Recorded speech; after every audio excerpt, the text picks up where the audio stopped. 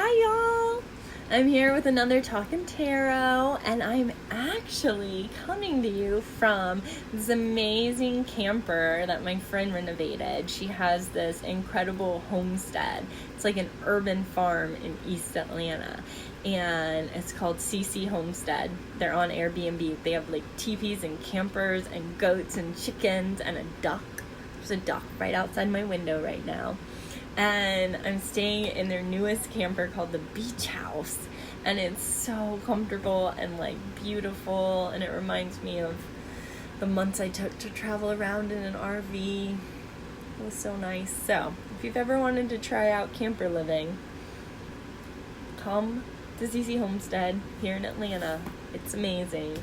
It's a really magical place. So I was talking with my friend Ashley today about, she runs this place. She's like the innkeeper. She has this beautiful tarot deck. Should have borrowed it. Should have grabbed it. Oh well. She has this beautiful tarot deck that has a lot of symbols. And I was having her do a reading for me this morning. And she was like, sometimes I just get overwhelmed by like how much symbolism is in my deck. And not all decks have that. Some decks are, as we've talked about, very minimalist. But there are a lot of decks have some really rich symbolism. This is just my Waite Smith deck right here. And like when you really look at the cards, you'll notice there's a lot of different symbols. And she was like, I don't know if I like need to take them all into account, and sometimes it just feels like there's too much. And then I realized there's something that I always do that really helps me read the card and still include the symbolism, but I just speak to the symbolism that my eye is going to, the symbolism I'm drawn to in that moment. And that might mean there's one time I read the card and I'm focusing more on the fact that there's an angel pouring water between two cups. And other times I'm focusing on the fact that like the wings go beyond the frame here and they're red and fiery. It's like that root chakra, and the possibilities of our physical existence are really beyond the scope of what we're allowing ourselves to see. Sometimes I focus more on the fact that the angel's feet, one is in the water and one is on the land. Sometimes it's the irises or the sun. You see how much there is in this card. There's the third eye lit up. There's the breastplate with the triangle and the square. Triangle is feminine, square is masculine. There's a union, a balance happening. There's a lot of different themes of balance, but then there's this long path that leads back to these mountains. So when I'm pulling the card, I know that like there's so many possibilities, so many different symbols I can read into this card. But the intuitive art comes in when I allow myself to just be guided to the symbols I'm guided to. I don't have to go through this card when I'm reading for someone and talk about every single symbol on it and somehow try to tie all of it together.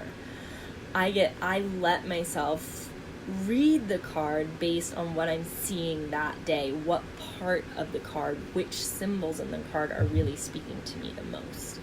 And you can do that even with more minimal decks, like the Everyday Tarot is based on the Rider-Waite Smith, but it is only 3 colors on it: gold, white, purple. And it's more minimalist, it's starker, but there are still symbols you can focus on. There's still a good bit. There's grapes, a crown. This is King of Pentacles. He's holding a pentacle in one hand and a staff in the other with more grapes on it. It's pointing up. He's looking in this direction. He's sitting upright. Like, all of that means something. What does it mean that his cloak is light and his tunic is dark? And then there's a gold band and a gold necklace, which you can even look at more closely. All of it means that he's between 2 pillars, or maybe he's on a throne. The contrast of the colors says something, but again, I might just focus on the fact that I know the King of Pentacles represents some kind of mastery and abundance in the realm of what you're creating, and the fact that he's looking off to the left, that's engaging the feminine, that's bringing in a yin energy. So even though he's a strong masculine, he's holding the circle, also feminine, looking to the left, feminine, and inviting in the feminine part of him to balance with this strong masculine, which is here, the upright, the rod, masculine, feminine, yin and yang, the dark and the light. It's all sometimes like that's what I would focus on. Oh, Johanna, it feels timely. I'm so glad.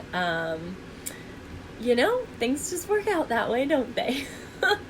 And this conversation just happened. Like, I haven't planned what I was going to record today, and I was talking with Ashley. I was like, oh my gosh, I should tell other people about how I read only the symbols that are relevant or that jump out to me at that time, and then I'll go kind of down a rabbit hole with them. Like, did you just see how many symbols of feminine and masculine we found? Like, so clearly that's like a theme. It's like I'm going to be more masterful in what I create when I balance the polarity within me. Okay, maybe that's a message for one of y'all. I don't know.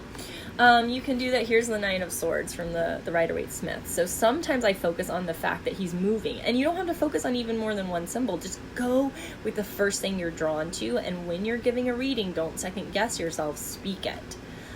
First thing I'm drawn to with the Knight of Swords sometimes is the fact that he's rushing forward, and that's what I'll speak to. Other times I'm more focused on the clouds in the background and like, hey, it's not a totally clear sky. Like, you're rushing ahead, but you don't have all the information. Like, this might be a little reckless or impulsive.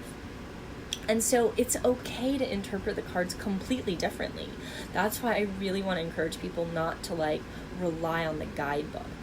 Just as you don't rely on the guidebook, you don't have to speak to every symbol in the deck, in the card at once. You can just go with the one you're most drawn to and let that guide the interpretation of the card. I hope that was helpful. I'm going to go ahead and wrap it up so I can enjoy my relaxing morning. It's my birthday in a couple days, so I'm letting myself have a really nice weekend of relaxation and fun. Oh, Johanna says, I pulled the Nine of Swords yesterday from the Wild Unknown. It really scared me. The Nine of Swords in the Wild Unknown is probably the gnarliest tarot card I've ever seen. I call it the gnarly nine. That's what I call it. And when it comes up in a reading, I feel like I always have to reassure people. It does look scary. It's known as the nightmare card. But it's exciting because the nines are all about like you're so much closer to your goal than you realize. And in the the gnarly thing on of it, and if y'all, I don't have that deck with me today, but it's this like gross like claw hairball thing with maggots and eyeballs coming out of it, and it's been stabbed 9 times. So the Nine of Swords says you're actually facing this thing that is giving you fear or repulsion. You're actually saying, hey, the things that don't work for me aren't allowed in my life anymore. So the Nine of Swords, it can really speak to, and it might be speaking to like, oh God, there's something in my life I really don't want to look at. There's something that's really scaring me or bothering me. But it can also speak to the fact that you need to celebrate yourself because you're being a badass and you're leveling up and you're working through what is getting in your way and stopping you or sabotaging you, and you're willing to like take control and do something about it and say like, hey, guess what, you don't get to like rule my life anymore.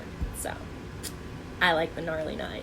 Oh, and thank you for wishing me a happy birthday, Krista. It was about your authentic self. Oh yeah, it's terrifying to be your authentic self, Johanna. That's scary. So it's gnarly. You have to like really work through a lot. And you can totally do that. You are doing it. From what I know, from what I see on the Facebooks and the social media, which isn't always accurate, but it feels like you're really leveling up and like embodying your authentic self even more fully. And so you are doing that. You're slaying the inner dragons, the inner demons. You're learning how to show up without the fear and doubt and insecurity stopping you. Rock on. Okay. Oh, I'm a badass girl. Thank you. Thank you very much. I'm feeling pretty awesome. I'm really close to 40. I'm excited. 38 on Sunday. All right. Ooh, and if y'all want to give me a birthday present, you totally don't have to, but what I'm wanting for my birthday this year is for people to support Seed to Star Collective, whether through joining our membership program that lets us keep our rates affordable and give scholarships to people, and members get access to special events and discounts on our services and retail and some other secret goodies along the way, or just send love my way, and I will send love back your way. Thank you, thank you, thank you. Mwah! Love y'all. Have a great day. Bye.